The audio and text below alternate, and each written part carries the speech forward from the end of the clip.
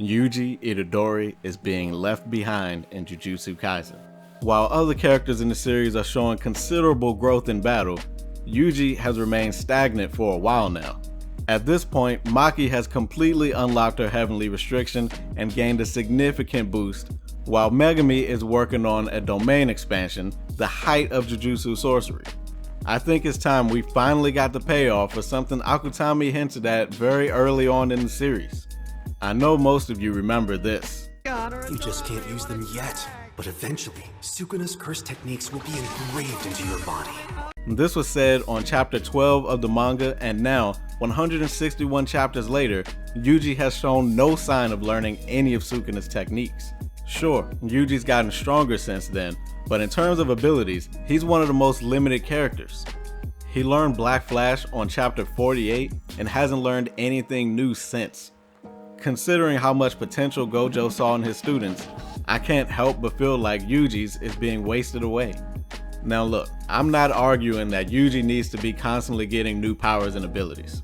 He doesn't need a bunch of large boosts like what a Goku or Naruto might get, but it's taking him too long to progress his combat abilities beyond cursed energy manipulation. All the while we see all of these cool techniques from his allies and enemies. And yeah, punching and kicking has always been Yuji's thing, but at this point, he's not even the best at doing that because Maki got a huge boost. I've seen some people defend Yuji's slow progression by bringing up Gon from Hunter x Hunter. They say Akutami is inspired by Hunter x Hunter and Gon didn't gain a bunch of new abilities and techniques. The thing is, that's not even technically true if you count all of the nin techniques he learned, and on top of that, Gon still progressed faster than Yuji is. Gon started learning Jajanken on chapter 145. Meanwhile, we're at chapter 173 of Jujutsu Kaisen and Yuji hasn't shown any signs of learning a cursed technique. I think we're well past the time for Yuji to show us something. I know another concern people have is that they don't want Yuji to become instantly OP. And I agree, which is why he should learn the technique slowly. But there is a potential conflict around whether or not Sukuna's techniques actually fit Yuji. I'll admit, Dismantle and Cleave are definitely a bit brutal for Yuji. But Sukuna can also use a fire technique that maybe Yuji could blend into his martial arts kinda like firebending. Or maybe Yuji's technique will manifest in a completely different way. I mean, we still don't even know how Sukuna is able to use fire techniques at all, but I'm guessing it has something to do with the true nature of cursed energy.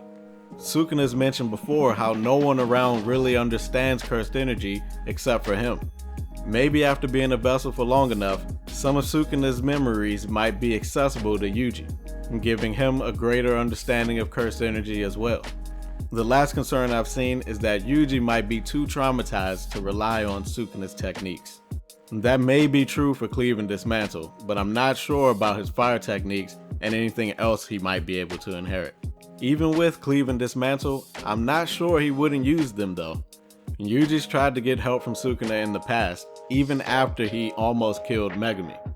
This situation could be different though, and we'll find out eventually what Yuji decides to do.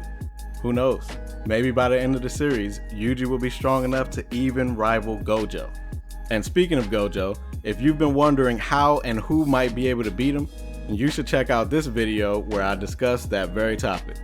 I'm Doc Caesar, and I hope to see you next time.